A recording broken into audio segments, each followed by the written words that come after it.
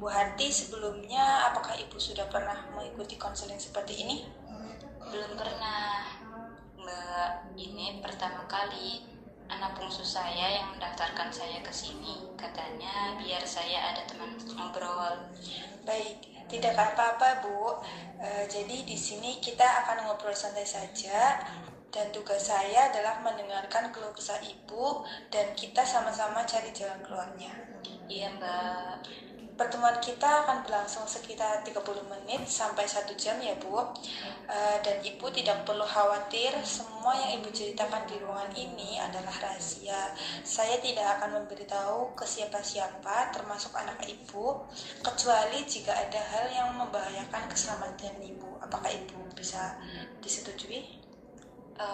Syukurlah kalau rahasia. Saya takut nanti dikira orang tua yang banyak nuntut kalau anak saya tahu. Tentu tidak Ibu. Ini ruang aman buat Ibu. Nah, sekarang boleh Ibu ceritakan apa yang sedang Ibu rasakan akhir-akhir ini sampai Ibu merasa perlu datang ke sini. Sebenarnya saya malu cerita, tapi rasanya sepi sekali di rumah. Suami saya sudah meninggal 2 tahun lalu. Anak-anak saya 3 orang, semuanya sukses, tapi sibuk semua. Ibu merasa kesepian di rumah.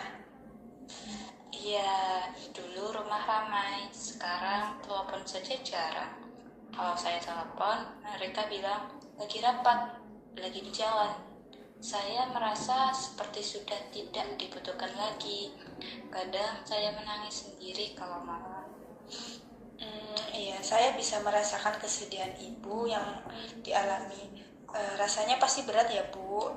Dari yang biasanya ramai, mengurus keluarga, sekarang tiba-tiba suasana menjadi hening dan Ibu merasa terabaikan.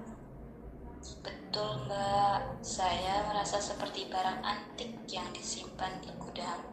Masih ada, tapi tidak dilihat. Saya jadi susah tidur, makan juga tidak selera. Badan rasanya lemas terus. Jadi selain perasaan sedih dan kesepian, kondisi fisik Ibu juga mulai terganggu ya, seperti susah tidur dan susah tidak nafsu makan. Iya, saya takut saya kena penyakit. Tapi dokter bilang fisik saya sehat.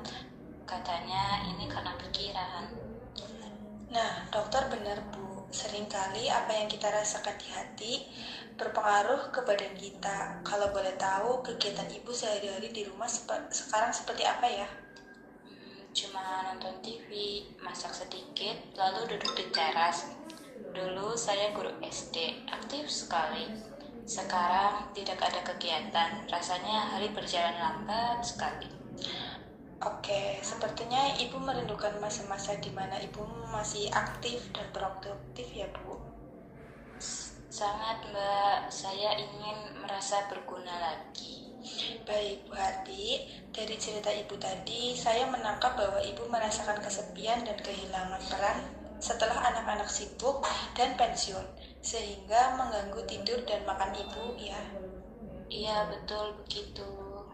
Oke, untuk sesi konseling kita ke depannya apa harapan terbesar yang Ibu ingin capai? Saya cuma ingin hati saya tenang, Mbak. Saya ingin bisa menikmati masa tua saya tanpa merasa sedih terus-menerus menunggu telepon anak. Saya ingin bisa tidur nyenyak lagi. Baik, itu tujuan yang sangat bagus. Kita akan sama-sama berusaha ya Bu. Kita akan coba cari supaya Ibu bisa menemukan kembali semangat dan ketenangan Ibu meskipun anak-anak sedang sibuk.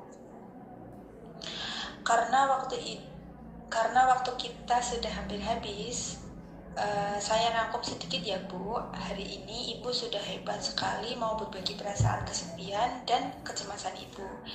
Kita sudah sepakat bahwa tujuan kita adalah membantu Ibu merasa lebih tenang dan berharga kembali. Iya, Mbak. Terima kasih sudah mau mendengarkan orang tua ini. Sama-sama Ibu, mendengarkan cerita Ibu adalah kehormatan besar bagi saya. Bagaimana perasaan Ibu sekarang setelah bercerita sedikit tadi? Rasanya sedikit lega, seperti ada beban yang keluar dari dada. Syukurlah kalau begitu. Itu langkah awal baik. Kita jadwalkan pertemuan lagi minggu depan di jam yang sama ya Bu. Nanti kita akan bahas hal-hal kecil yang bisa Ibu lakukan di rumah supaya tidak terlalu kesepian. Baik Mbak, saya akan datang lagi. Baik, hati-hati di jalan Ibu. Sampai jumpa minggu depan.